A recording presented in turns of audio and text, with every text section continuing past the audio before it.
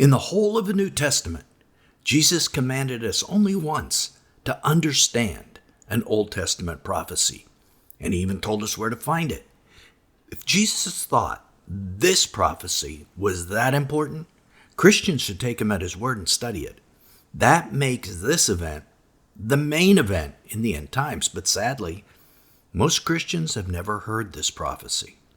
This is Bible teacher Nelson Walters. That's what we're going to do today. We'll help you hear it and understand it in a way you never have before. Here's Jesus' command. So when you see the abomination of desolation spoken of by the prophet Daniel, that's where the prophecy is found, by the way, standing in the holy place, let the reader understand. Matthew 24:15. Jesus tells us he expects Christians to see this prophecy take place. The abomination of desolation. He tells us where to look for the prophecy to be fulfilled on the holy place of the Temple Mount. And he told us it's written about in the book of Daniel. Plus, he commands us to understand it.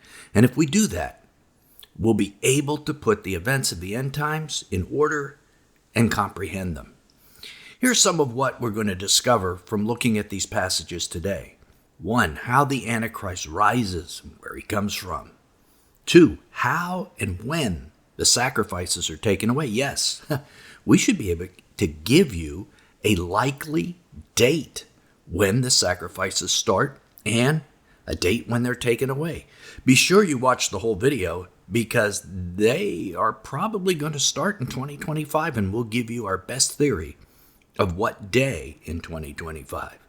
Christians often, stay clear of this kind of date setting, but if dates were irrelevant, and if there's no reason for them, then the Lord would not have asked the angel Gabriel to communicate the dates to us and to Daniel, and Jesus wouldn't have commanded us to read and understand them. So we're going to be looking at these exact dates today. So those are the positive things, but if you and I have ideas about what the abomination of desolation is that aren't found in the book of Daniel, we're not talking about the same abomination as Jesus is, are we? We won't be able to put the events in order, and our end-time thinking will be all messed up. This is very important. Preterists and historicists often talk about 70 AD being the abomination, but as you're going to see today, 70 AD has nothing to do with Daniel. Some folks who suggest the tribulation started with the pandemic will point to October 2023 as the abomination. Again, you're going to see October 2023 has nothing to do with the book of Daniel either. And partial preterists, they think that the taking away of sacrifices in Daniel 9:27 was by Jesus. This passage proves that false as well. Using Daniel kind of like a plumb line is how we can prove a theory false. And false theories lead to false understanding. We don't want any of that. Okay, where in Daniel is the abomination found? Its first mention is in Daniel 8:9-14. Then it's found again in Daniel 9:27, the famous tribulation passage, and then in Daniel 11:31, and finally in Daniel 12, the angel gives us some idea of the timing with the famous 1290 and 1335 days. But the passage in Daniel 8 is the first and most comprehensive of the four. But sadly, it's the one that gets ignored. And by ignoring it, Christians miss the best information on the abomination. Let me say that again. The most comprehensive of all the prophecies about the abomination is the least read and the least understood. And there are a couple reasons for this that you're going to see as we go on. But that's the one I think Jesus was pointing to when he told the disciples that the reader should understand this passage. Now, Daniel was given this first vision of the future in the initial year of the reign of Babylonian king Belshazzar. The guy who saw the hand right on his wall on the night the Persians invaded the city. This first vision left Daniel with a lot of information, but a lot more questions, like, who is this little horn, and where does his empire come from? I'd imagine over the next couple years, Daniel prayed about this constantly. Lord, give me more information. 2 years later, Daniel was given the answer in the form of the vision in Daniel 8, and it centers on the activity of this exact same little horn and the empire he comes from. In this other recent popular video, we discuss that empire that Revelation tells us is the beast that was, is not, and then comes back. It's the leopard empire, the Greek empire, that both existed in history and will be the beast that comes out of the bottomless pit. It comes back. We have a link to that video, which I think you really want to see if you haven't, down in the description. But in a nutshell, the little horn, or the man we call the Antichrist, is going to come out of what used to be Alexander the Great's Grecian Empire, the leopard. This is one reason why Daniel 8 is ignored. It doesn't match up with modern theories that the Antichrist is either European or North American. Daniel 8 isn't wrong. The modern theories are wrong. He will be from somewhere in the Middle East. That brings us to the first part of the passage we're going to look at today. Daniel 8, 9 through 10. From one of these horns, a little horn, that's the Antichrist, emerged and grew extensively toward the south and the east, toward the beautiful land. It grew as high as the host of heaven, and it cast down some of the host and some of the stars to the earth and trampled them. Okay, so the Antichrist is going to come out of Alexander's empire, and then it describes how the Antichrist empire expands, physically and spiritually. Physically, he invades the lands south, east, and west of where he starts, including the beautiful land, or Israel. This part, we kind of know he's going to invade the Middle East, right? What is interesting, however, is his spiritual growth. And this almost never gets talked about. It says he grows as high as the host of heaven. The angels. Other translations say he becomes as great as the host of heaven, or in other words, he becomes like the angels. How does he do that? In fact, it says he causes some of the host or angels to be cast to the earth as well. So, Antichrist starts as a normal human, but he doesn't end up that way. He becomes like an angel or a heavenly being. This implies he either has a genetic upgrade of some sort, or he fuses with an angelic being. The language isn't really clear, let alone the science. Don't ask me how that happens, but somehow he becomes more than just a human. And that's another reason Daniel 8 is ignored. Can you imagine your pastor dealing with this transhuman subject? He then begins to trample things. In Daniel 8, 10 through 12, it cast down some of the host and some of the stars to the earth and trampled them. He even exalted himself as high as the prince of the host. And by him the daily sacrifices were taken away, and the place of his sanctuary was cast down. Because of transgression, an army was given over to the horn to oppose the daily sacrifices, and he cast truth down to the ground. He did all of this and prospered.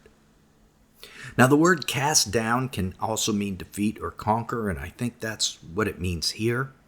First, he cast down or defeated angels. And then he exalts himself as if he was as great as Jesus.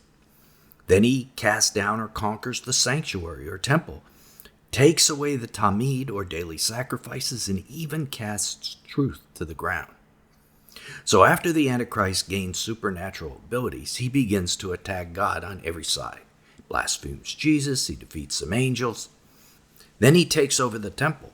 So this tells us some sort of temple, tent, or even a repurposed Dome of the Rock has to be in existence when this happens. And finally, he substitutes falsehood for truth.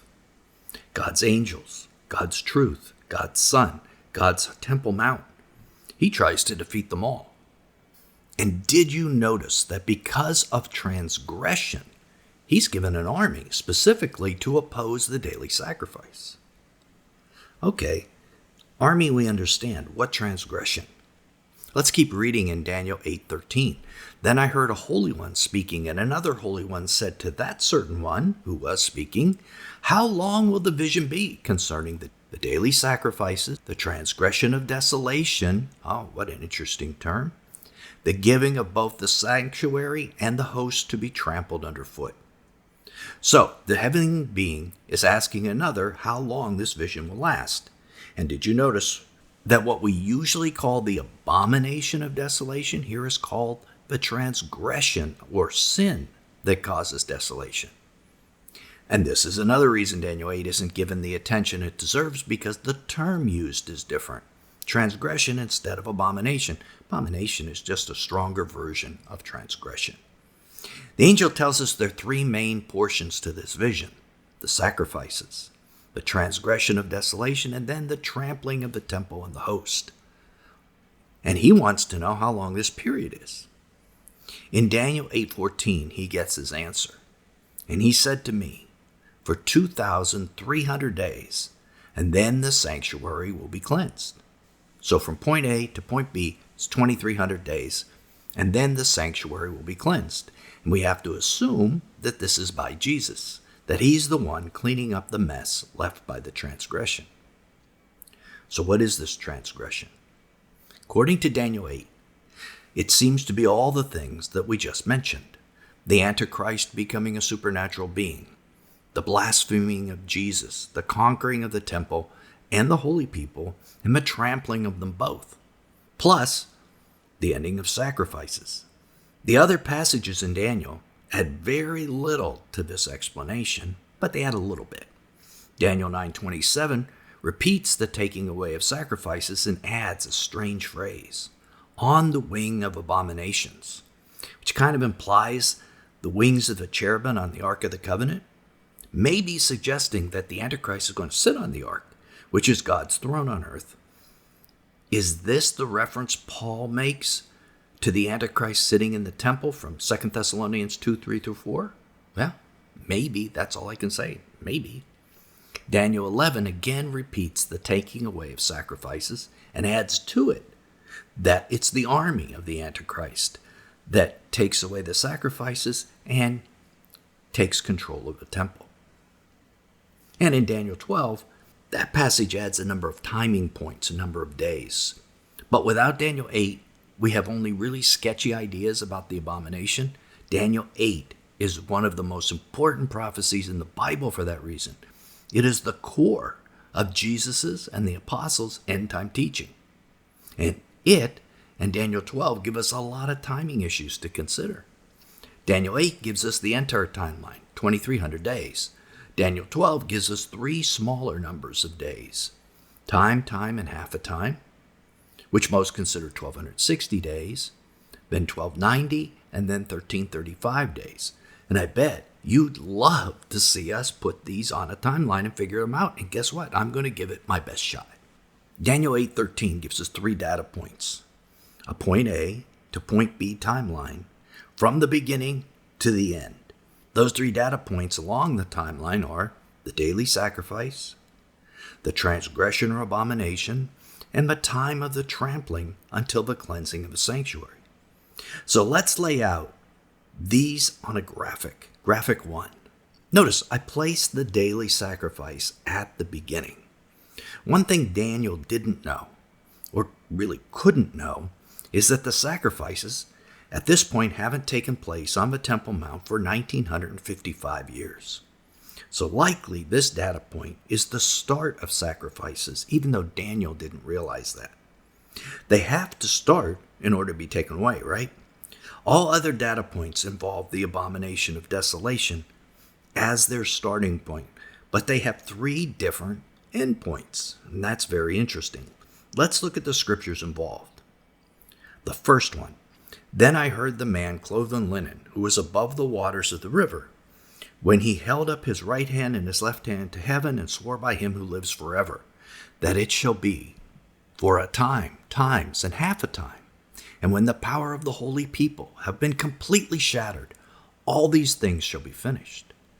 Now, 6 verses earlier in Daniel 12, we learned that time, and half a times start with the beginning of the Great Tribulation. So it is the complete second half of the tribulation period, or Daniel's 70th week. And in Revelation 12, we learn that this period is 1,260 days long. So let's add that data point to our graphic 2. But Daniel gives us 2 additional number of days, 1,290, 1,335. They appear to be after the end of the 70th week of Daniel. Let's look at the scripture, Daniel 12:11 through 12. And from the time that the daily sacrifice is taken away, and the abomination of desolation is set up, there shall be 1,290 days. Blessed is he who waits and comes to the 1,335 days. So we have two more data points. But where do we put them? Well, it's a bit speculative, a bit subjective, because the Bible doesn't tell us. But let's try some logic and some detective work. If 2,300 days is the total time from when the sacrifices start till Jesus cleanses the temple, then maybe, just maybe, the 1,335 days is the end of a timeline, the end of a 2,300 days. Now that's a guess, but a really logical one, and here's where the detective work comes in. Our assumption is that these data points will all take place on Hebraic feasts of the Lord or holidays. Many scholars believe the tribulation is going to end on a Yom Kippur. That would be the 1260th day. Now, the difference between that and the 1335th day, using pretty simple math, is 75 days. 75 days after Yom Kippur happens to be Hanukkah, the holiday of cleansing, celebrating the rededication of a temple. Hey, maybe we have a match. That really sounds like the end of a timeline, doesn't it? Let's add these two more data points then to the graphic 3. By the way, if we're correct on this, and there's some logic to that, but 1290 days would be 30 days after Yom Kippur, or Chesvan 10, the day Orthodox Jews celebrate God closing the door of the ark during the flood. What would be an appropriate act for that day where God is going to close the door on evil people, maybe forever? Maybe the sheep and goat judgment, when God judges all the survivors of the tribulation. Maybe. It seems to fit. That leaves two really intriguing dates left. Counting backwards from 1260 should put us at the abomination of desolation. Interestingly, from Yom Kippur in the year 2031, 1260 days back is the Hebraic Feast of First Fruits. The day, that Jesus rose from the dead. That was the holiday he rose. We call it Easter in many Christian churches today, but it's really First Fruits. What a perfect day to blaspheme with an abomination, on the greatest victory, in the history of the world, the day that Jesus rose. And what about the day sacrifices were actually going to start? I bet a lot of us would like to know that too. Well, we have to do some math first.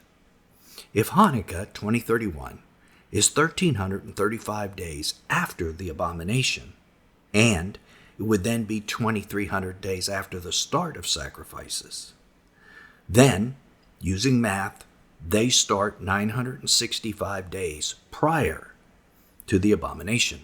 Sacrifices would take place for 965 days. This would place it on the first day of Elul in the year 2025. That's next year, on August 25th.